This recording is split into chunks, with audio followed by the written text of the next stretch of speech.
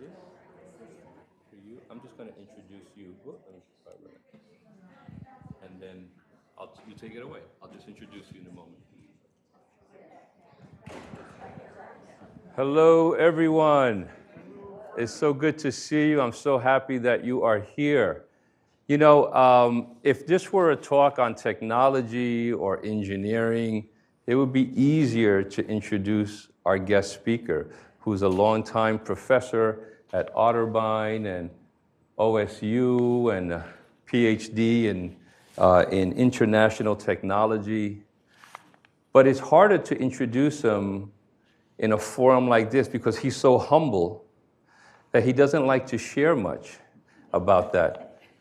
And I've asked him, how should I introduce you before? He was a guest before. If you remember, he spoke on religion and spirituality, some of the common themes and differences. But again, he's so humble that it's just really hard to introduce him. So I think as you talk, Jiten, maybe you could share a little bit about yourself and your journey. And we want to just welcome you back to speak about Buddhism. Thank you. Round of applause for our guest speaker, Jiten. Thank you. Thank you. Can you all hear me in the back? Am I too loud for you in the front? You can never be too loud. Okay, just wanting to make sure. Okay. Namaste. I bow down to the divinity in each and every one of you. I am honored to have been asked to talk about Buddhism. And as you will see, I am not a Buddhist, but I have been a follower for many years and an admirer. So the talk is relatively short, and there'll be a lot of time for questions and answers. So feel free at the end of the talk to ask whatever questions. If I have the answer, I will give it to you. If not, I'll go back and find out. Okay? All right. So let me get started. So this is Exploring Buddhism with Jiten.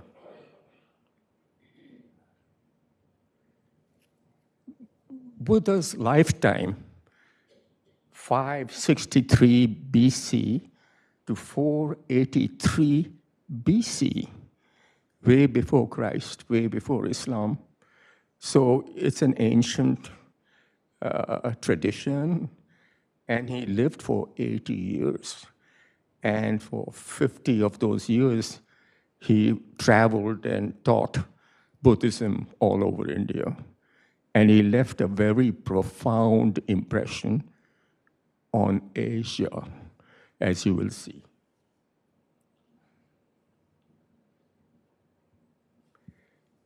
This is a picture of the Bodhi tree in Bodh Gaya, which is 2,500 years old.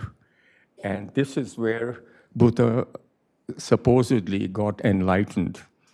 And the story goes, he said, either I will achieve what I want, or I'll drop my body right here. So he sat down, determined not to get up until he was enlightened.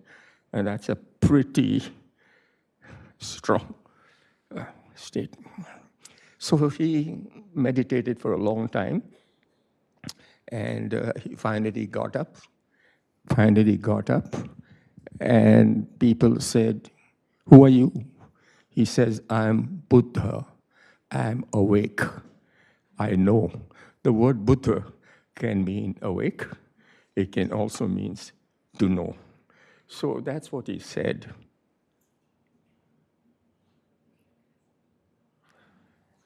I am not a practicing Buddhist, so please forgive me. I'm not trying to fake it. I'm just trying to tell you what I know and share with you what I've learned, because growing up in India, I grew up with Buddhists, and I went to Sarnath and all the places. So here we go. Buddhist teachings, can you read all right? Buddhist teachings are benign, tolerant, and put a great emphasis on ethical behavior, nonviolence, and tolerance. Buddha was the original Hindu Protestant. Okay, he was. He was the Protestant. Okay, taught in Pali, the language of the common person, and the Hindu priests would use Sanskrit, which the population did not understand. Okay, and the cancerous caste system was a big turnoff because the Hindu priests pushed a caste system based on birth. That is not what is in the Gita, but the priests use their power to say, we are born a priest, we are from a higher caste. So that turned off a lot of people. Minimal rituals. Buddhism has few rituals compared to Hinduism. Heavy on meditation. Heavy on meditation. He traveled and taught in India for 50 years. Buddhist key concepts are borrowed from the Vedas. Dharma, karma, rebirth, and nirvana. But Buddha never gave credit to the Vedas or gurus. He never mentioned the Vedas. He never mentioned the guru, though he must have been taught. But to most Indians, that's a little bit of an insult, not to recognize that you have been taught. You have been taught by a guru. So most of us say we pay a lot of respect to our gurus. But Buddha never mentioned any of that. He adopted all the yogic practices. He shaven head and ochre dress for monks. But he did introduce something new. He admitted women to priesthood because his wife came and begged him to become a Buddhist monk. And so did his son. So he introduced women priests.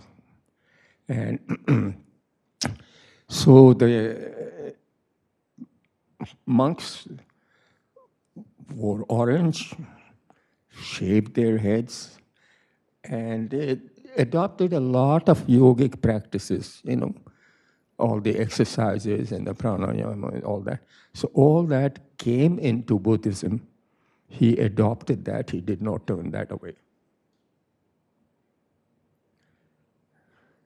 Buddhist monks influenced Indian kings who converted. And when the king converts, most of the subjects also convert. Okay, so the king is Buddhist, the subjects all become Buddhist. That's how it goes. The most famous convert was Ashoka Maurya. Okay, he was a great warrior and conqueror who was devastated by the carnage and the blood and the suffering in the battlefields. He converted to Buddhism, Ashoka did, and he sent missionaries throughout India, converting Hindus to Buddhism. Here is a physical map, and it's interesting to see the general geography. We will come back to it later, but you will see that there was no Afghanistan, there was no Burma, there was no Pakistan, there was no Nepal in those days, okay? It was all India. the extent of Ashoka's empire, you can see pretty much that it went right into Afghanistan, it went into Baluchistan, and it went right in Kandahar and everywhere. So you can see the extent of his empire. He never conquered South India, but he did conquer Bengal, and he went right up to the foothills of the Himalayas, okay? You can see that, right?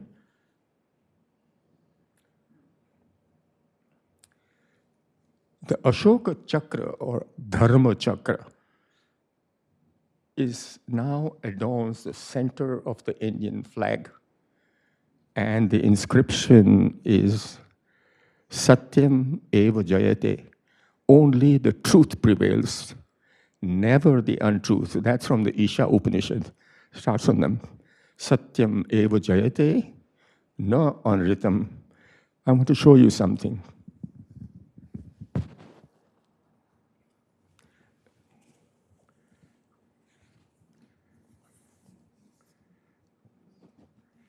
This is the Indian flag, and the Dharma Chakra, or the wheel of Dharma, 24 spokes. Do I hold it this way or this way? Doesn't matter. And you can see the effect of Buddhism. You can see the effect of Buddhism. Saffron side. Yeah. You can see. Turn it this way. Like this? Doesn't matter. The gold on top. That's good. That's good. So you'll see the 24 spokes, and the wheel of Dharma is bedrock. It's an interesting flag because it has two interpretations. There's a political interpretation, orange Hinduism, white for Jainism, Buddhism, Sikhism, and green for Islam. That is the political. The spiritual interpretation is spirituality, purity, prosperity, but all based on dharma. So dharma is the big concepts in Buddhism and Hinduism and all the other Asian religions. Thank you. Thanks for it. I'll put it right there. I'll lay it right Oh, yeah, anyway.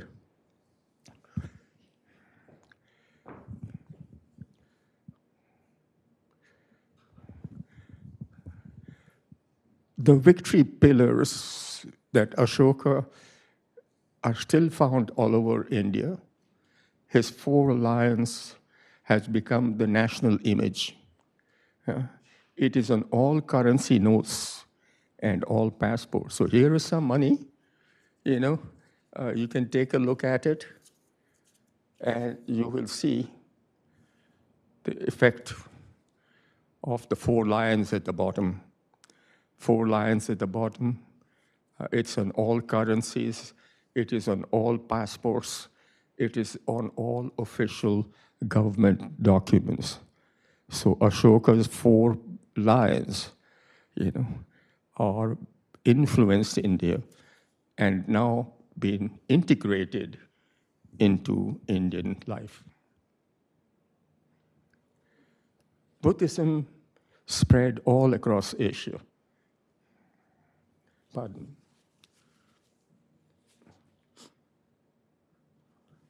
Buddhist monks traveled all over Asia and propagated his teachings.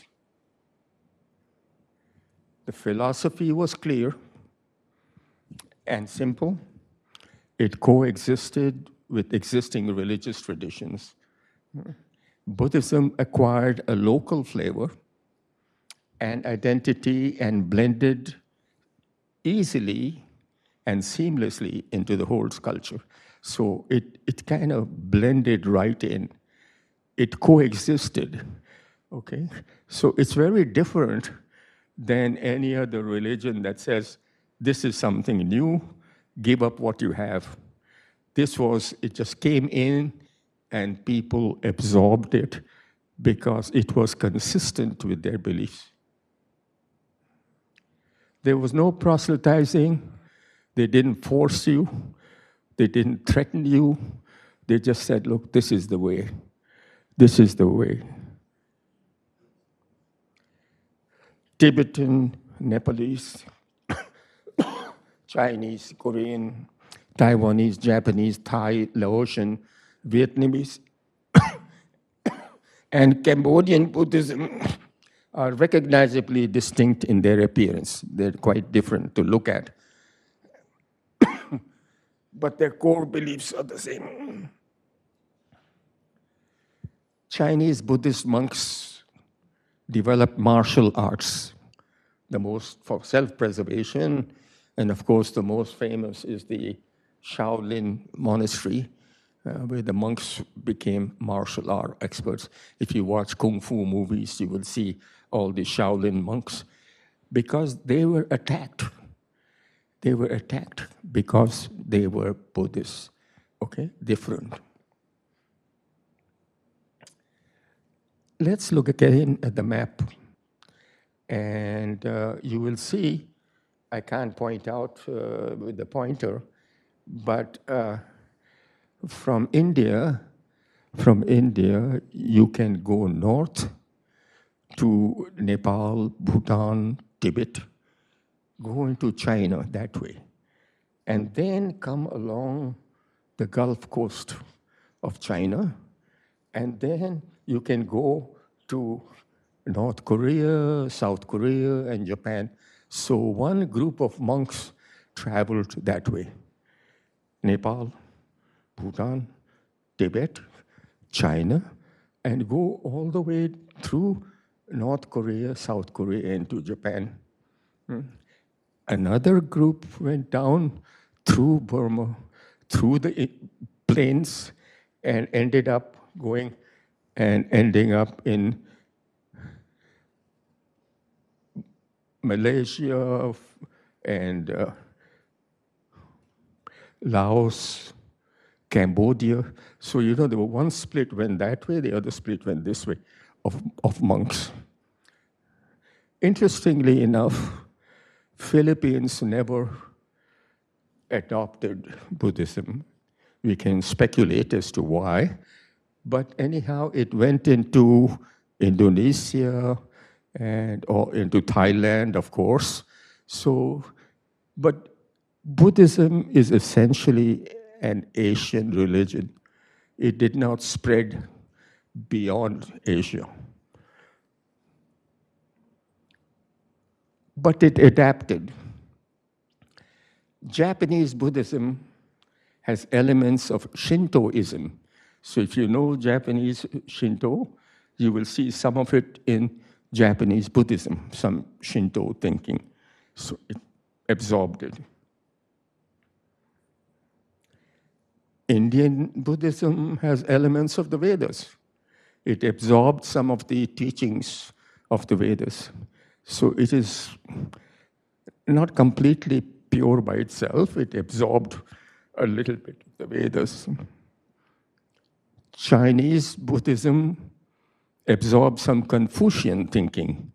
So the Confucian religion was very ancient, and Buddhism never fought Confucianism, but slowly it took in some of the sayings.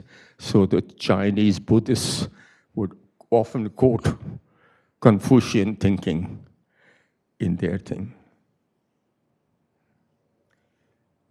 The face of the Buddha in images took on the look of the host countries.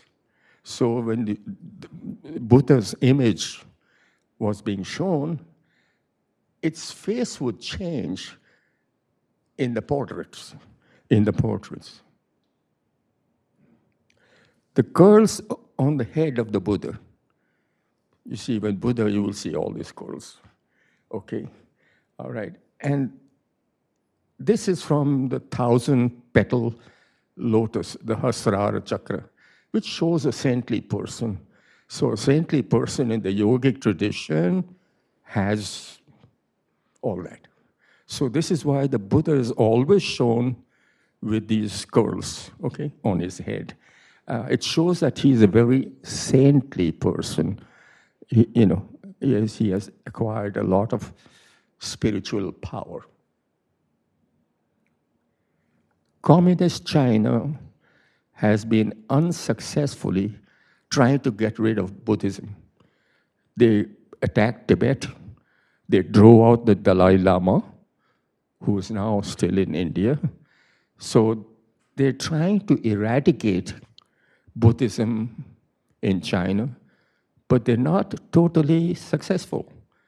So you will see underground Buddhist sentiments and movements in China also. You will see that if you see some of the dance presentations that come from China, that they have a Buddhist element in them. Some facts. Buddha never claimed to be God. In fact, he kept quiet when he was asked, is there a God? What is his nature? It is called one of his noble silences. He did not answer that. And this has been a stumbling block for a lot of Indians. Say, is there a God or isn't there? And he wouldn't say. He kept quiet. He kept quiet about cosmology. Why was the universe created? Who created it? How was it created? He would say, when you are sick, take the medicine. Do you ask who created the medicine? What were the herbs? What was the technique? No. Take the medicine. Live a good life. He would not get into all of that, which again left a lot of Indians dissatisfied because no answer. Later followers deified Buddha. Most of them elevated Buddha to a divine status. In the beginning, he never said, I'm God. In fact, at one time, one of the people came up to him and says, why should I follow you? And Buddha said, I never asked you to follow me. I won't follow you. He says, don't follow me. Doesn't matter, see if I care. So he never claimed divinity. But later on, the followers elevated him.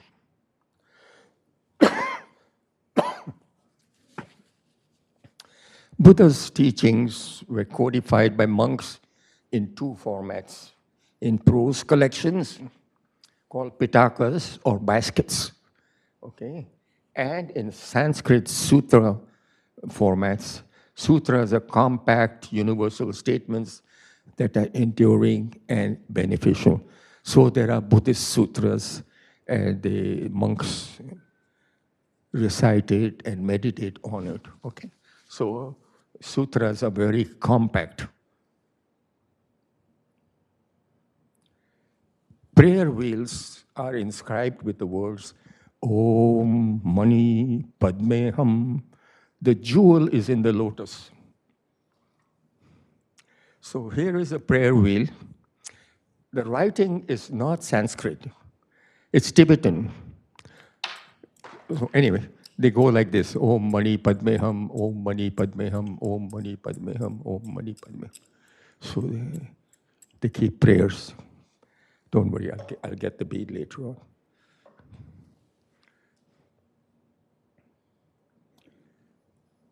Here are examples of 3 Buddhist sutras.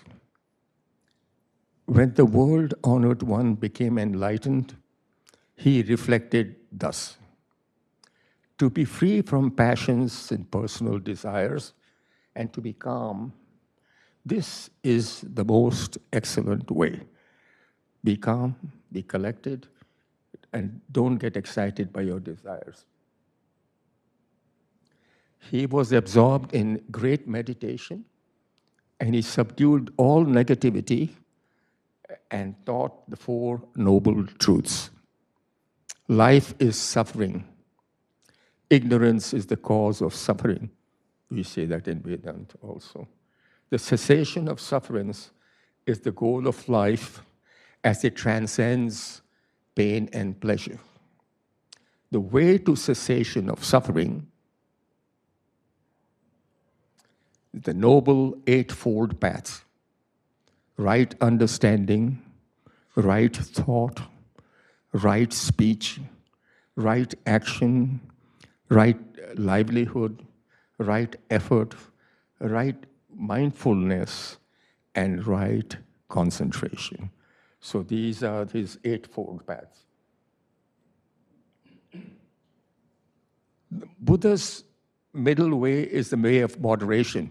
You will all say Buddha taught the middle way. In fact, you go to some of the universities, and the main thing is called the middle way, out of respect. Okay? So this is called the middle way. Do not fast excessively. Do not overeat. So eat in moderation, don't fast too much. Let's not talk about intermittent fasting here. Just don't fast too much, okay? Sleep in moderation. Sleep enough. Don't sleep too little. Don't sleep too much. Travel lightly in life.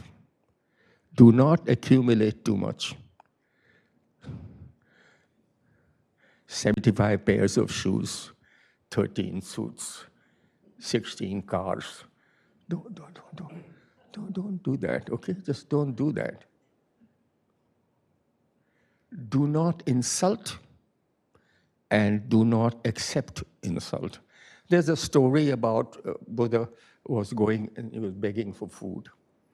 And a lady came out and he said, "Shame on you, healthy young man, not working, begging on food. Get away from here before I spit on you." So Buddha moved. And his followers were enraged. And she said, "Buddha, she insulted you."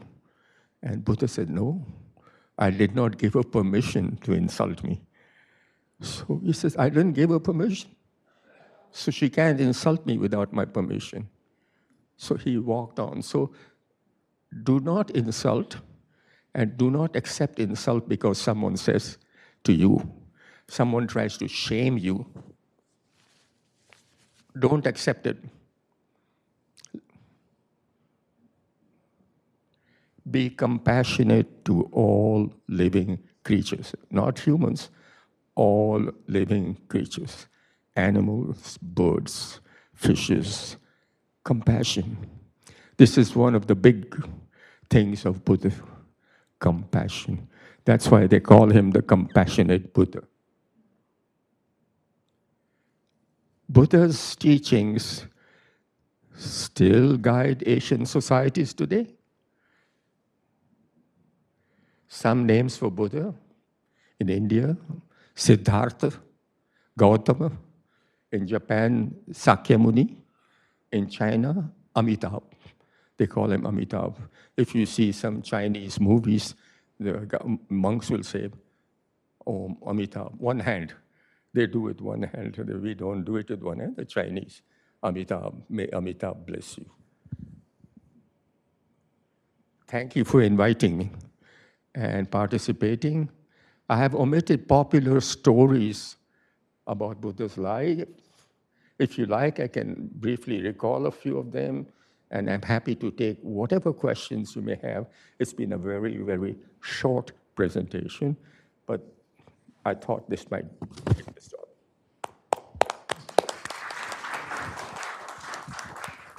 I will pass the microphone around for questions. I have a few questions just to start. You mentioned Vedas. And then you stated that Buddha didn't reference Vedas or a guru. Can you tell us what are Vedas and why you think Buddha didn't reference the Vedas or a guru? Well, what are the Vedas is a long story. But Buddha was the ultimate Protestant. He did not want to give the priests any more juice. So he just said, this is what I know, this is what I'm saying, do what I say. And that's all. He would not go any further. That's his call. Okay. What is the relationship between Hinduism and Buddhism in contemporary life? Is there a respect for each other? Oh, Is yeah. there animosity? Oh, yeah. In fact, Buddha is highly respected. Buddhists are first cousins, and they go around, and there's very little In fact, in Thailand, Buddhism, Hinduism coexist. Indonesia, it coexists. Okay. Okay. My last question, and then I'll open it. What would you say is the primary difference between Hinduism and Buddhism? Is there a primary difference that you would The highlight? primary difference, as far as I'm concerned, the reason I'm not is that it does not answer questions about who created the universe, who am I, why, what is God, what is the nature of the soul. So these are questions that Hindus constantly ask. And Buddha's, forget it. Just live a good life. Don't get into cosmology, okay? Okay. Don't get into cosmology. Okay. So he kind of brushed it all aside. Interesting. Okay. Questions? Yes. When it came to Just right into the microphone. Put it right to your mouth. Yep. when it came to meeting into Islam, what was the reaction? Sorry, say that again, Harvey, loudly. What was the reaction for Buddhism as it met Islam on its borders? When Islam and Buddhism met on its borders, what was the response? It's talking about Buddhism and Islam. Yeah. Islam does not accept anything except Islam. That was a good answer. Thank you.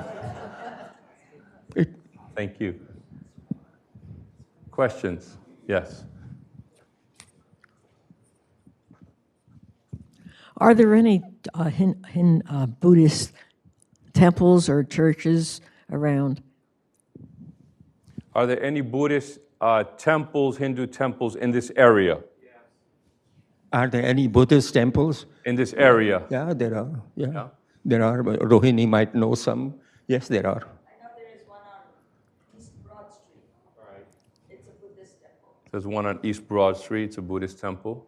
Do you have any information that you'd like to share? There's one on Why don't I give you the microphone here? Pretty loud. Good. No. There's one on Grub Street. There are actually quite a few, and they're tucked away a lot of times in residential neighborhoods. Georgie? Absolutely beautiful. Sorry. So there are quite a few. So again, I'll turn that over to Rohini. Perhaps she knows where. Buddhist temples, yes. Hindu temples, well then, Rohini, you wouldn't know where those are. But there are quite a few, aren't they, tucked away in town? I've seen them, so yeah. Here. So we Googled just like everything else, right? Google Buddhist temples near me. I could be wrong, but I think there's a Buddhist temple or a Buddhist community that is on East Dublin Granville Road near Linworth. It sits back off the street, but there's one there. I was going to ask you, I know what a guru is, or I think of a guru as a teacher. Is a Veda then a priest or A Veda? a Veda? Is that a priest? No. A Veda is a body of knowledge. It's a huge collection of a body of knowledge. Oh, okay. It's a written then. Yes. Yes. Okay. I didn't realize It's that. written. Thank you.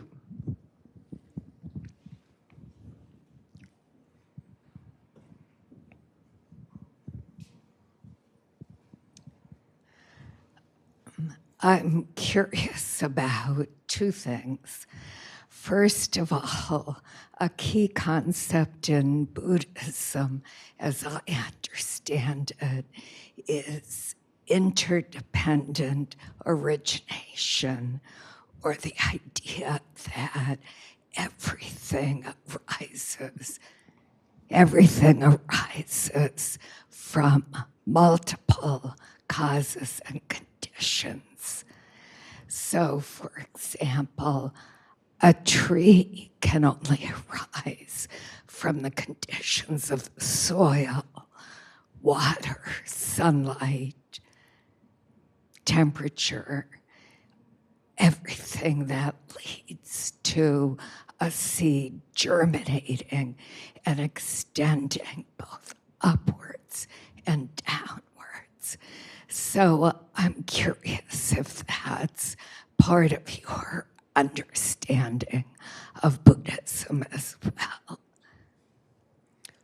What was the initial name of that, the term? It's called dependent origination or interdependent origination. Dependent origination or independent?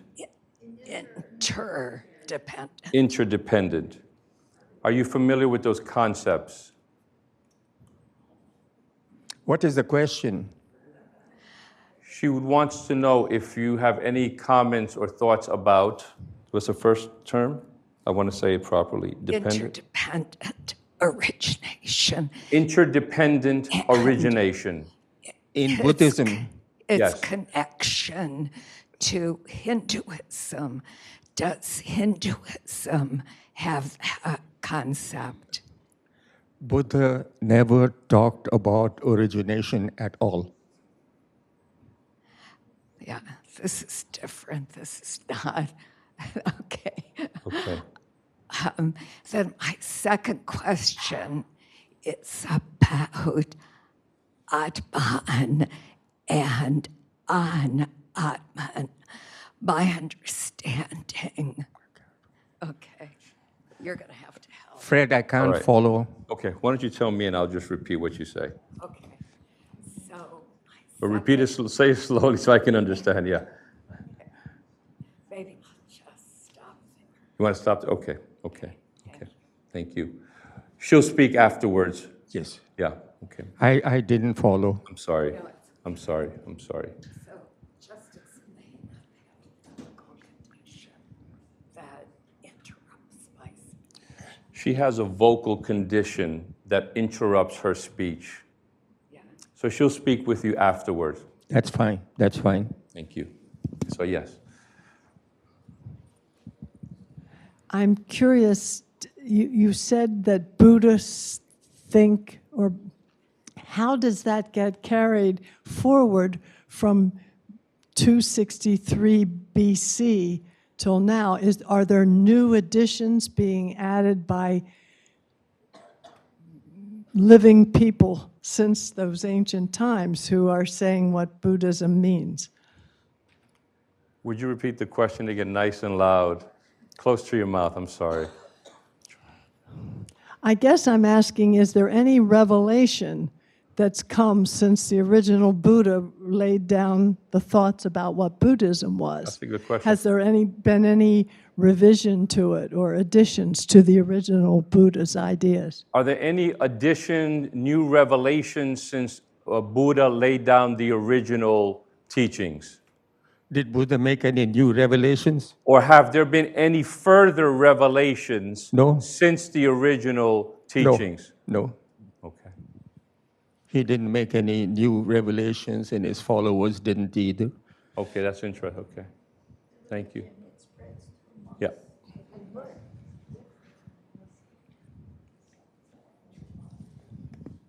When I was in Southeast Asia several years ago, particularly in Laos, I noticed that a lot of the monks, we basically lined up at 5 o'clock in the morning and fed the monks in terms of putting rice into their basket. Apparently, that's how they get some of their food for the day, is from the population. I noticed that a lot of the monks were very young.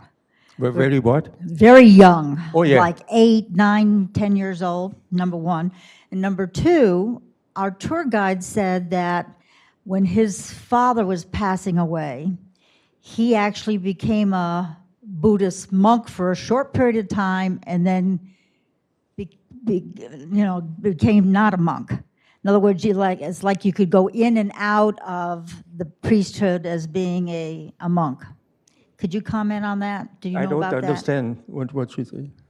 She said she knew of people. The monks are very young. who- Yeah, She yeah. knew of people that would be monks for a period of that? time. Short period of time. And then they would leave the life as a monk. Is that usual? Is that common? Do people become monks for a short period of time and leave? No, it's not Okay. common, but it does happen, and it's not looked up to. Once you Okay. become a monk, Okay. like in the Christian or the Hindu tradition, you become a monk for life. But if you leave, you leave. But it's not respected. It's not respected. You said, I don't want to say you're a failed monk, but basically that's really what people say. He tried it and he couldn't hack it. He couldn't hack it, okay? Could be part he of it, just yeah. doesn't have what it takes, okay? It wasn't curiosity, it was an interest, but there was no holding power. There was no convicting, holding power. Yeah. So, but they don't go after the guy who's left the monkhood, but they always remember, they might say, oh, I remember you used to be a monk. So they might still say that. And who am I to judge? Okay, Yeah. thank you. Thank you. Mary Jo, and I see you, Pat. What are today's attitudes of Buddhists toward Christianity? What are today's attitudes of Buddhists about Christianity? They respect Christianity just like they respect Hinduism. Buddhists are very tolerant, eclectic people. They say, if that's what floats your boat, that's fine. If you want to reach God through Christianity, more power to you. If you want to stay as a conservative Hindu, more power to you. So they very tolerant, very accepting, very inclusive. And so Christians go to monks. Richard Gere is a famous example who became a Buddhist, right? Richard Gere. And he went to the Dalai Lama, and the Dalai Lama said, welcome. Did Richard Gere give up Christianity? The answer is no. He never asks you to give up your faith. He never asks you to become a Buddhist. You have to give up Christianity or Hinduism. So you raise a good question. So would Buddhism be more a philosophy than a religion? It is more than a philosophy. It is a way of life. It is ethical guidelines, okay? So it's more philosophical, but it's also a guide to how to live ethically and morally and to believe in a divine power. Thank you. What is the story behind using the lotus flower with Buddhism? The lotus flower is often with Buddhist. In Chinese restaurants, the flowers that are around the Buddha are lotus flowers. And behind you, on that beautiful image of the Buddha, is a lotus flower. I wonder what the lotus flower means. Are you asking about the significance of the lotus? The lotus is a very spiritual emblem, okay? It grows in the mud, struggles through the water, comes out and blooms, stays in the water but never gets wet. So they are saying you're born on earth, you struggled through life, you spiritually blossomed, but you're not contaminated by the world. You're still pure. So this is what they say, be like the lotus. So this is it's symbolic, very symbolic, especially the white lotus doesn't have to be white, but the lotus has a very powerful image.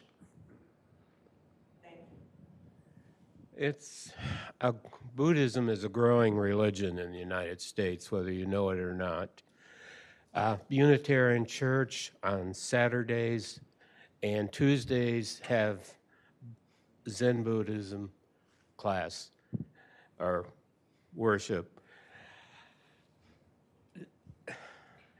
It is the different types of Buddhism is much wider than Christianity, different churches. And that's because it's had 1,500 years to grow. There are the Pure Land, there's Zen, and there are probably 50 or 100 different types of it. So there's great diversity of Buddhist expressions, traditions. Yeah, Pure Land and Zen are growing in this country. Thank you. Thank you. What's the question, He was just making a statement about the diversity and the breadth of Buddhism. It's a very inclusive, ethical, moral way to live. Okay? And it lays down the fact that every animal, every human deserves to be loved, and shown compassion. So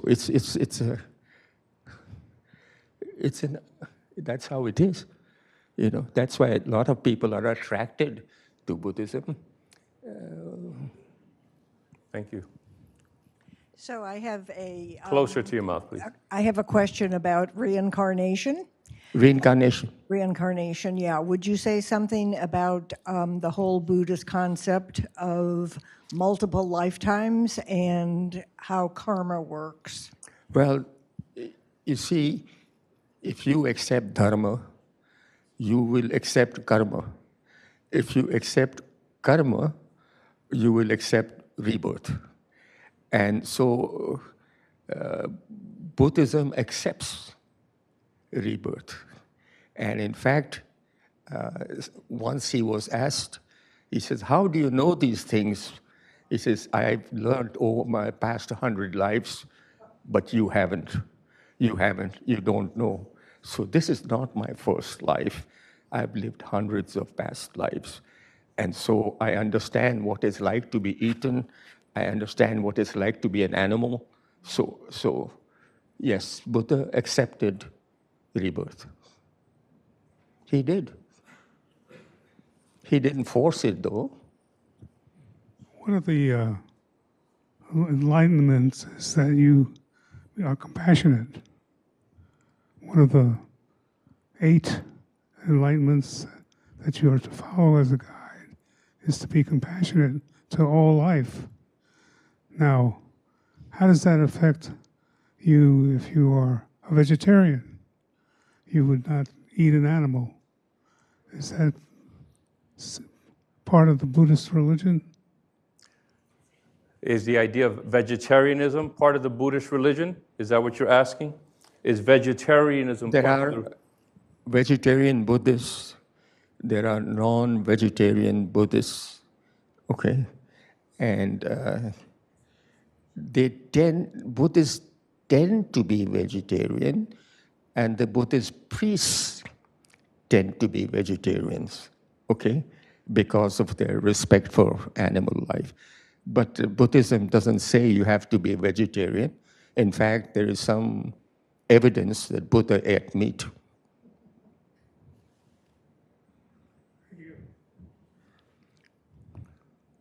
In fact, some will say that somebody fed him tainted meat and he died.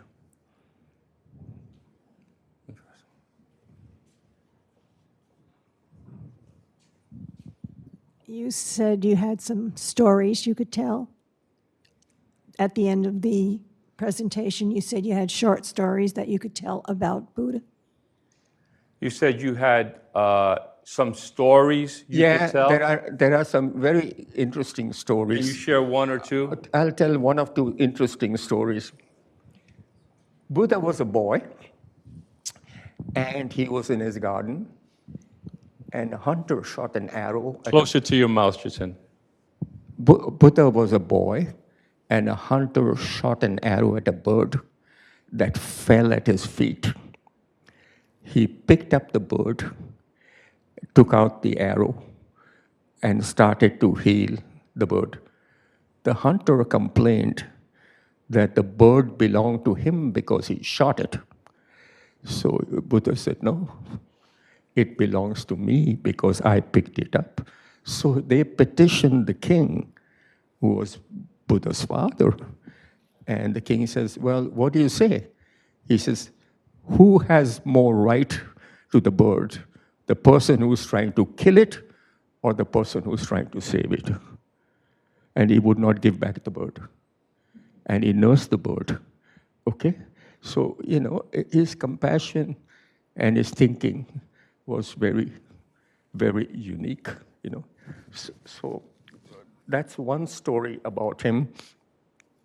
And the other story about him is quite well known. He was not allowed to leave the palace because the king was told that your son will run away and become a monk. So the king created a palace, and he would not allow only young, healthy people to come. But he had an advisor, and so he said, sneak me out. I want to go outside. So the guy sneaked him out. And when he was there, he saw a sick person. So the Buddha asked, what's wrong with this person? He's lying there groaning. And his charioteer said, that man is sick. And Buddha says, do we all get sick? He says, yes, we all get sick. So the next day, he went out again, and he saw a dead person. So he asked the charioteer, what's wrong with this guy? Why is he always sleeping? And he said, this man is dead. His body is finished. He will never get up again. And Buddha said, does this happen to all of us? He said, yes. Will it happen to me? He said, yes. So it made a powerful impression on him that life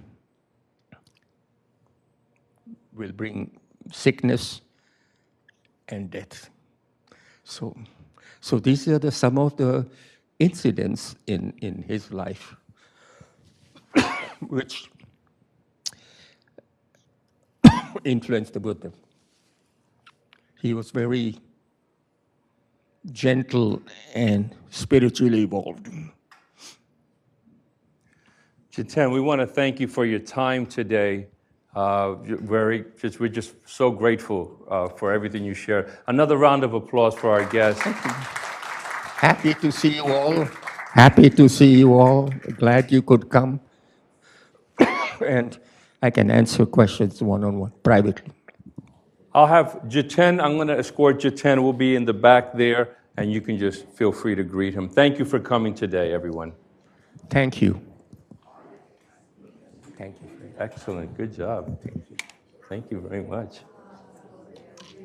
Let me take this off here for you.